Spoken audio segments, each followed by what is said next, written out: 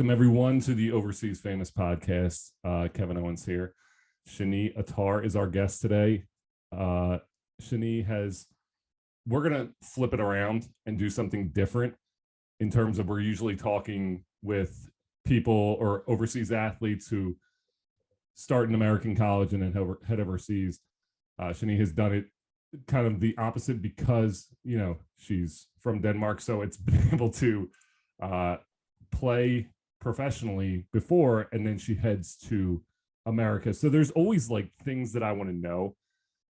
Mainly, you played professionally before you came to college.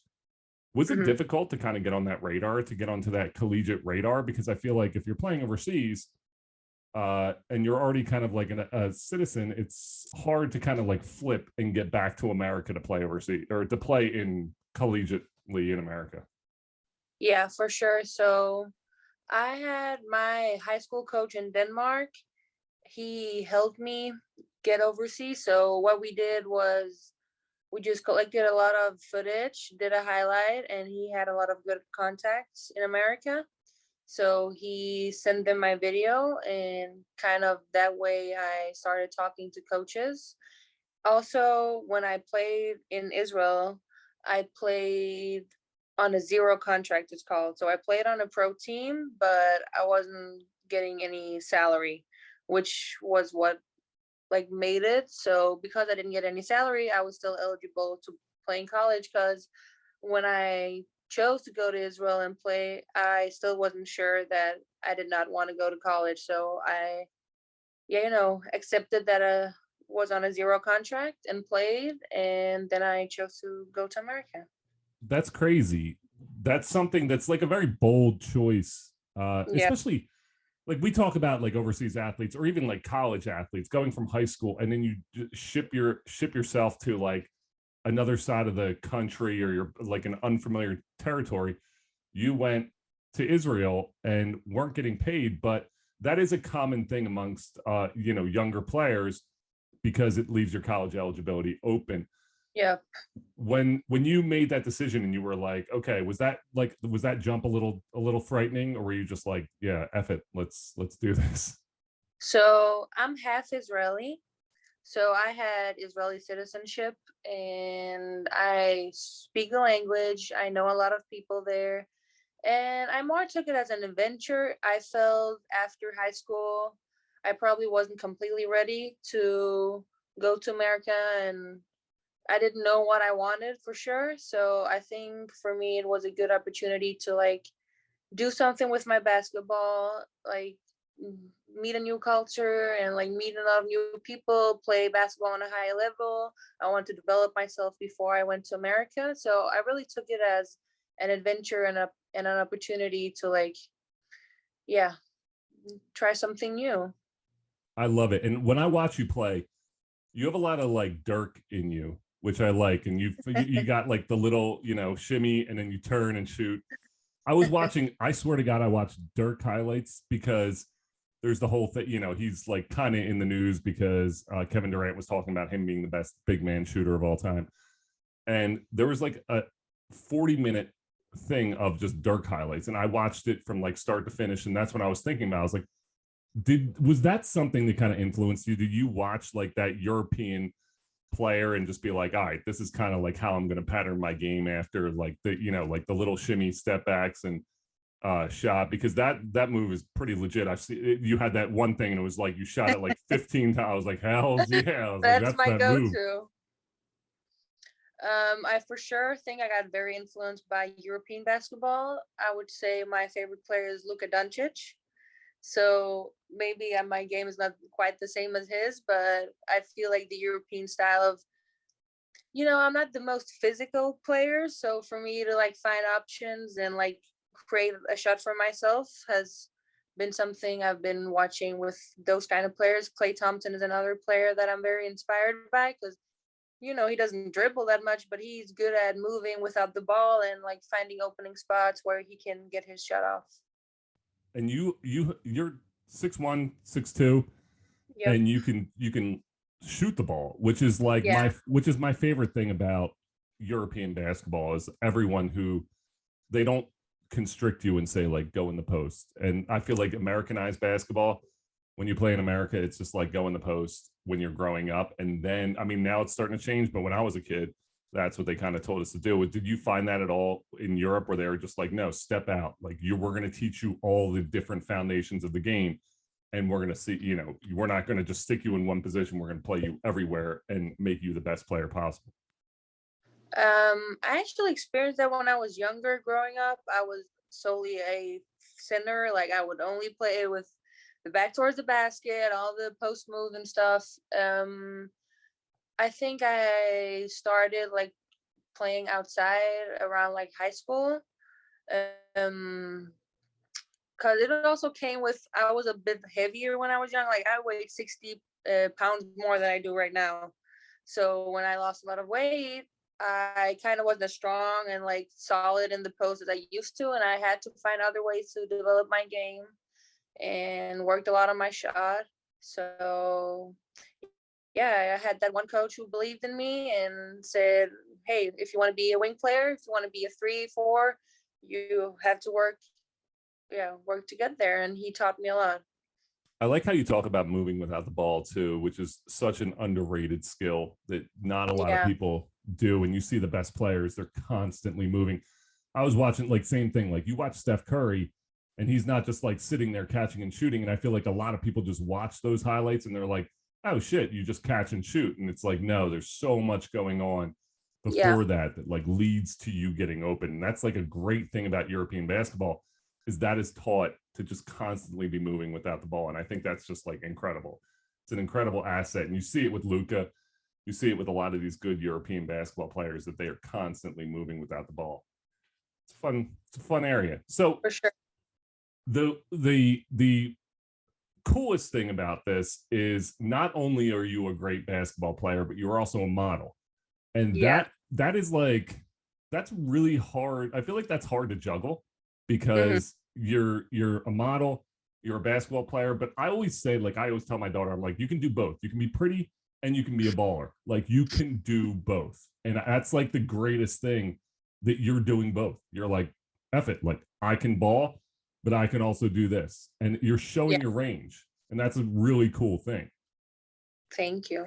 And just kind of like going into uh that, I think it's also great because it's something you can hold on to. And we always talk with like overseas basketball and overseas famous in general, that there's a lot of people who don't think about their future in the sport, and you're constantly playing and you're just like, fuck it, I'm going to play, I'm going to play and play. And then you kind of get to that point where you're like, now what? And you already kind of have your now what like locked up. For sure. And that's like a really cool thing. But is it hard to balance like the modeling career and the basketball career at the same time? So that's like one of the hardest things for me, especially coming to America. And I'm a student athlete, and a model at the same time. I did that for a year and a half. This season, I broke my foot in the middle of the season and was out for 4 months. And that was really when my modeling, like for real, started to take off. But before that, it would always be like half half. I would try to like schedule photo shoots on Sundays because we had that one off day on Sundays. I think the hardest thing about combining basketball and modeling is the different bodies you gotta have in the two different things. Like being a model, you gotta be pretty, skinny and like look a certain type of way. And in basketball, like you gotta be very athletic and strong, and it's not the same kind of food you eat. It's not the same kind of way you work out. And for me, that was a bit hard to balance. Was one of the hardest things to balance.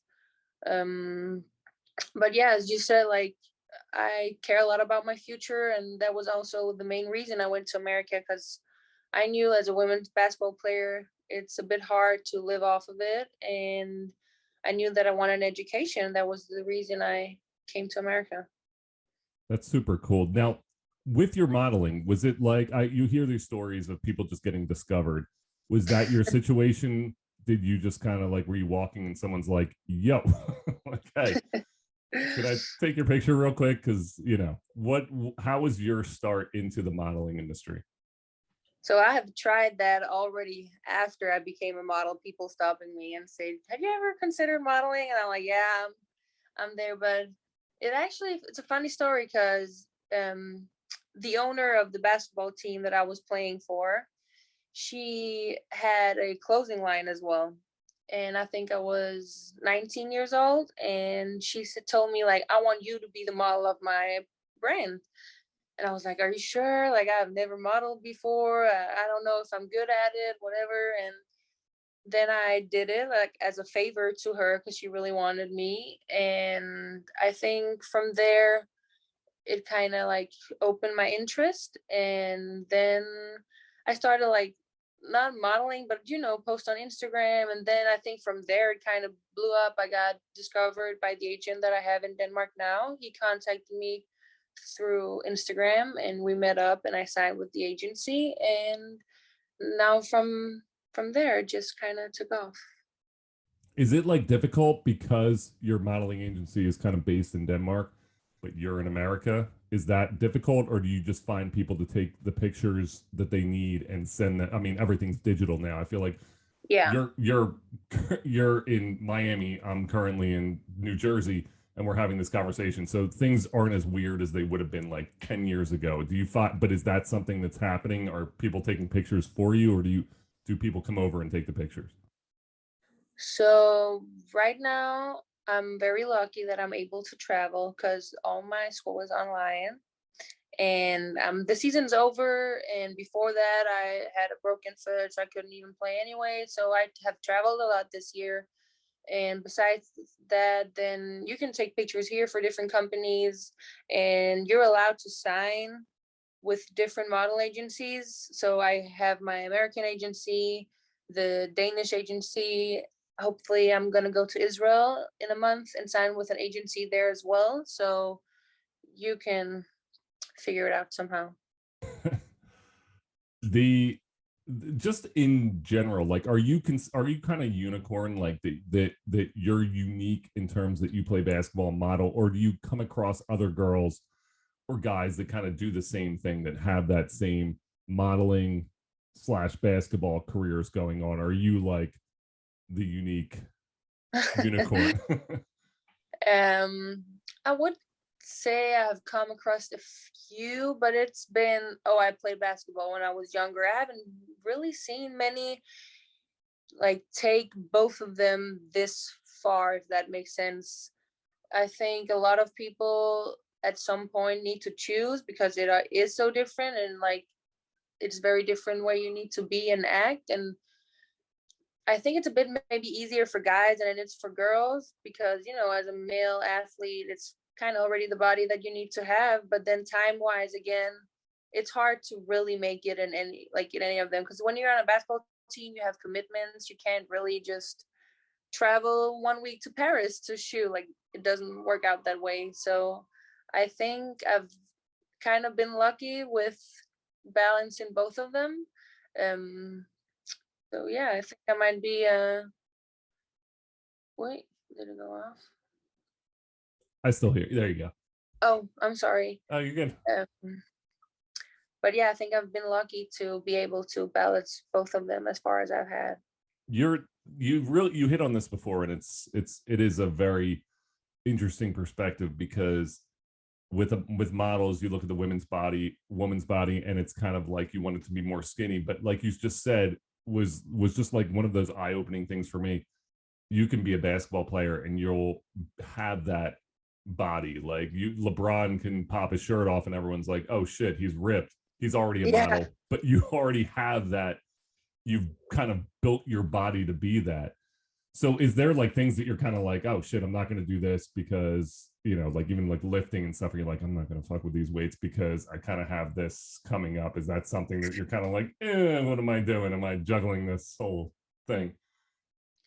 I think you could ask every single girl on my team this year. This year was the year I really took off with modeling, where I really took it serious. I think you can ask every single girl like I didn't lift one weight. Like we had weightlifting sessions and I would just sit with my little gummy band and just do my little exercise. um so I think for sure the last year it has affected the way I was thinking a lot, but crazy enough, it didn't I didn't have to be like super strong to play this year. Like I feel like I've in life, like any like whatever obstacle comes to me, I'm gonna figure my own way out. So okay, I'm not the most athletic, I'm not the strongest, but I had a good shot this year. I was shooting well. So I feel like I found my way to both play basketball, stay the way I want to look, and do modeling at the same time. And that like kind of like with your training and stuff like that, like is it something that, you know, I feel like the mindset for everything, you have to have the right mindset for it. And that's what I think is like the most difficult, because you talk about, yeah, it's tough with your body, but like we kind of said, you know, like not lifting weights, but you're constantly moving and stuff, so, and you're constantly you're in physical, you know, great shape.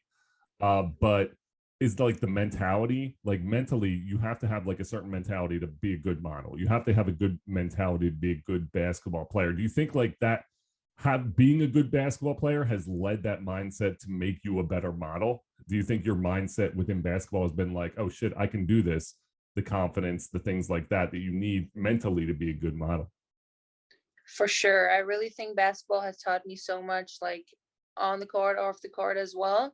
I think the year in Israel has taught me a lot playing with professional athletes, seeing their mindset and see how hard they work for the things they want in life.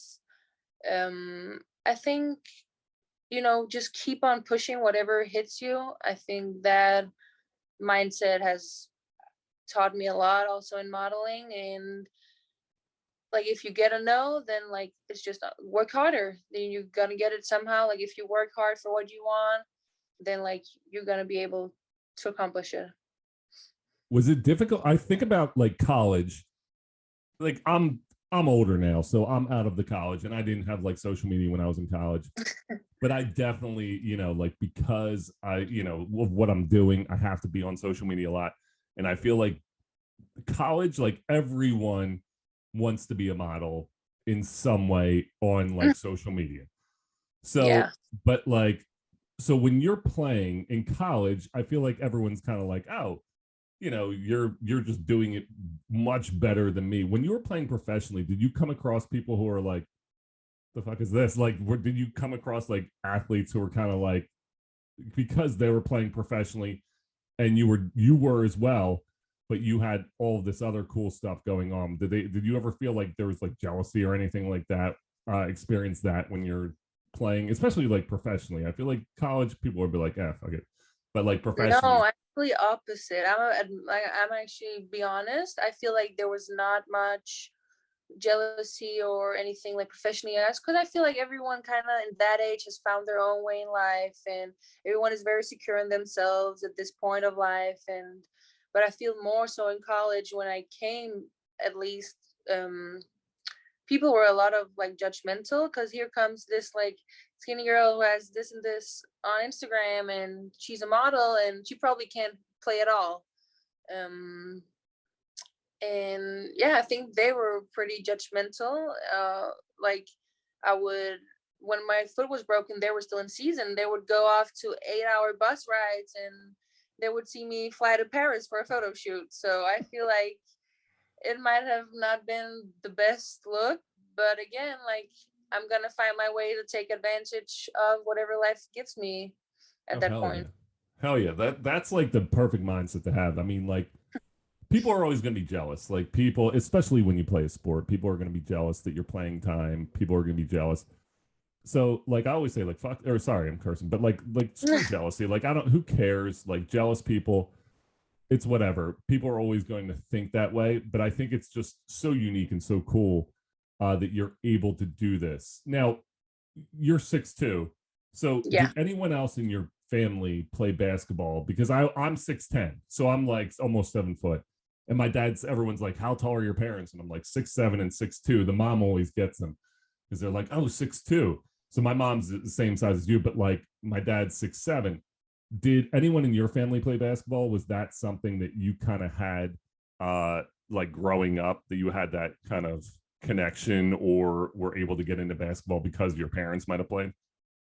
So my dad played basketball in Israel when he was younger. So I've played since I was 4 years old. So I don't remember not playing basketball. Like I've played basketball my entire life. I have videos of me 2 years old sitting and watching EuroLeague with a Maccabi Tel Aviv shirt on me. Me and him have been watching all my games. He has watched every single game of mine growing up. We would always work out the entire summer together. Like he's the reason that I'm playing basketball. So yeah, it's because of him. That's awesome. I like everyone I talk to, I feel like there's always, like, I have a daughter, she's 9, she plays basketball, and I'm kind of on that same kick. Like I'm like, let's get our shit and let's go to the gym and let's work out. Let's do this. Because I do think it's so important. Because of I played and I want her to kind of have that success. And I'm 6'10. So I'm like, I don't think she's gonna be like 5'2". So I'm No. kind of assuming that she's gonna be a taller girl. So I want her to kind of have that opportunity. But I do like to hear those stories that you had such a great connection and were able to play, and you were taught so much of the game, because I think it's so important. Now, when you kind of get into it now, and we're kind of like, all right, you're in college. As you move on, and you obviously are a very good basketball player. I've watched your films. Like, you're a very good basketball player, and Thank you're a you. very good model. So as you go, are you just taking this as far as you can? Like, just like, let's see how far, because I feel like you've already gone farther than like 99.9% of the population. So are you just continuing to be like, let's just keep rocking, keep going? Like, I'm going to keep pushing both of these until I can't push one any further. Um, I felt that for a very long time, that I wanted to push both of them as far as I could. I think it changed a lot in me when I broke my foot this season. Um, for me, the goal was kind of like finish my education and then use basketball as for like getting a free education, scholarship, so on. When I broke my foot, that was when my modeling really took off, and I still want to finish my education. I have 1 more year left, so I think I might take that year. Um, See whatever happens. Yeah, I'm still not completely set like what I'm gonna do, but I'm just gonna take it as it comes. Right now, I know it's off season. I want to work a lot. I want to travel, shoot a lot, and maybe, yeah, we'll see. I'm not sure yet. I love it. Well, I think regardless of what you do, it's going to be cool to have either or going on in the background. Like, it would be great if you were, at a shoot, and like they toss a basketball and you like turn and shimmy and just bury a jump shot. Like, there's not many models who can do that. No. And so I think that's just like such a unique thing. Have you ever come across like any teammates or anything who are just like, who are trying to get you to like almost be like, hey, can I give me this number, I want to model too? I had one, I think, that wanted to model, but I think she knew it wasn't like anything serious. But yeah, again, like I don't even think it's in the mindset of that many basketball players, because they know it's that their bodies and their mindset and like their lifestyle is not for modeling. Like the two of them doesn't really go together hand in hand. I know like a lot of basketball players do photo shoots and stuff like that on the side, because like today being an athlete is so much more than just what you're doing on the court. But I don't really think that many like basketball players are trying to like really make it in the model industry as well. We talked a little bit about mindset, and I think the one thing too that definitely helps, you're used to being in front of a lot of people and like performing in front of a lot of people, and that's something that's like super cool, because as a basketball player, you can't be, you have that like, yeah, like screw this, like look what I'm doing, like Sure. look how good I am. Does that definitely help when you're modeling, just to be like, you don't have that fear of like being in front of people, or what are they going to think, or what, it's like you've already done there. I've done so much stupid shit in the basketball court that like at this point, embarrassment doesn't even happen. Like I can go through my life not embarrassed anymore because all the stupid shit that I did playing in front of like thousands and thousands of people. Does that kind of help with your modeling career, being like, you know, I can do this. I've done this before. I've done this in front of thousands of people before. For sure, I think it helped. I of course think that I needed to adjust a little, like, because when you playing basketball and there's a lot of people watching you, you're getting solely based on your performance. Where to modeling, you kind of get like judged, like who are you, the way you look, the way your appearance is. And I feel a lot of basketball players may actually also like put on some sort of facade or like some like have some kind of attitude on the court, which I find harder to do in the model industry. That's like people talk to you and see you for who you are and how you look and judge you out of that. So I think it did help me to be more open minded. I think what helped me the most was the fact that when you're on a basketball team, you're not always going to get along with everyone. But being on a team, you really learn how to be cool with everyone because you kind of have to. Everyone has the same mindset, wants to win, wants to be a better team. So you kind of learn how to get along with people you might usually not talk to. And I think that like taught me a lot in the model industry because there you're also going to meet a lot of people that you probably wouldn't have clicked right away with, but you learn how to work together because you have a job you need to get done, and then you kind of figure it out. It is such a cool perspective. It's so cool to talk to you, someone so accomplished on both the basketball court and the, you know, in front of the camera. Is there something, you know, do you have a big time like final goal with modeling? Are you like, this is what I want to achieve? Like, are you, because when I was playing, like, I was like, I want to be this person. I want to be this person. I want to be this person. Do you kind of have that goal with modeling? I mean, like, for me, the biggest accomplishment would for sure be Victoria's Secret, which is, the NBA of the modeling world. But, my, like, I want to dream big. I want to, like, believe in myself that I can do whatever I set my goals for. So, like, if I should say, like, a goal, that would for sure be it. Hell yeah. I love it. And this is what makes this so great. This is a great interview. This is so much fun to sit down and talk to you because I love the aspirations, I love the dreams, and we're rooting for you. We're going to be rooting for every aspect of you, and we're really excited that we were able to sit down and talk. But this was super cool, and we wish you the best of luck. I said best of life. Best of luck in life with everything you're doing. We appreciate you hopping on. Thank you guys for having me. This is a lot of fun. Great talk. We'll see you guys next time. Thank you.